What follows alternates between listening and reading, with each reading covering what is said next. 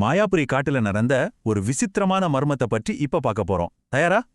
1000 வருஷத்துக்கு ஒரு முறை காய்க்கிற அபார அறிவு தரக்கூடிய அந்த தங்க மாம்பழம் திடீர்னு காணாம போயிடுச்சு. காடே பெரும் பதற்றத்துல இருக்கு.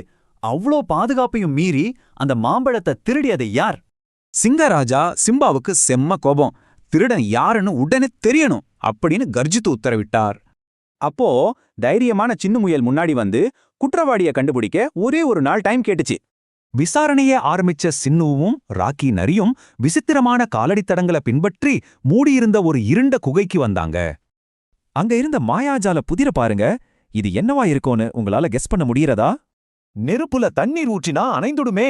இது என்ன விந்தைன்னு சின்ன முயலுக்கு ஒரே குழப்பம். சுவாரஸ்யமான விட என்ன தெரியுமா? தண்ணீரில் எரியும் அந்த மந்திர பாஸ்பரஸ் விளக்கு தான் அப்படின்னு ராக்கி சரியா சொல்லிருச்சு. ராக்கி பதில சொன்ன உடனே அந்த பெரிய பாறை கதவு மாயாஜாலமா தானாகவே திறந்துருச்சு. குகைக்குள் என்ன இருக்கும்? சின்னுவும் ராக்கியும் உள்ள எட்டி பார்த்தப்போ ஒரு பெரிய அதிர்ச்சி காத்துக்கிட்டு இருந்துச்சு.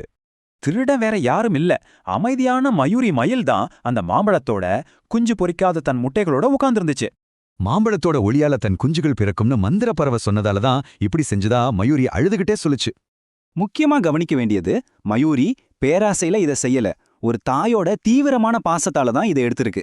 வழி புரிஞ்சாலும் மற்றவர் பொருளை கேட்காம எடுக்கிறது திருட்டுதான்னு ராக்கி நரி ரொம்ப அன்பா எடுத்து சொல்லுச்சு. மயூரி தவறை உணர்ந்து சிங்கராஜா கிட்ட உண்மைய சொல்லி தன் முட்டைகளை மட்டும் காப்பாற்றும்படி அழுது கெஞ்சிருக்கு. சின்னுவும் ராக்கியும் மயூரிக்காக மன்னிப்பு கேட்டாங்க. அந்த தாயோட உண்மையான அன்பை புரிஞ்சுகிட்ட சிங்கராஜாவும் மயூரிய மன்னிச்சிட்டார். அது மட்டும் இல்லாம அந்த முட்டைகள் பாதுகாப்பா பொறிக்க உதவுறதுக்காக காட்டோட சிறந்த மருத்துவரான ஆந்தை தாத்தாவையும் ராஜா அனுப்பி வைத்தார். சில நாட்களிலே அழகான மயில் குஞ்சுகள் பத்திரமா பொரிந்து வந்துச்சு. காடு முழுக்கவும் இப்போ செம்ம ஹாப்பி. இந்த கதையோட முக்கியமான பாடம், பேராசைப்படக்கூடாது, கேட்காம எடுக்கக்கூடாது, எல்லாத்துக்கும் மேல மன்னிக்கும் குணம் வேணும்.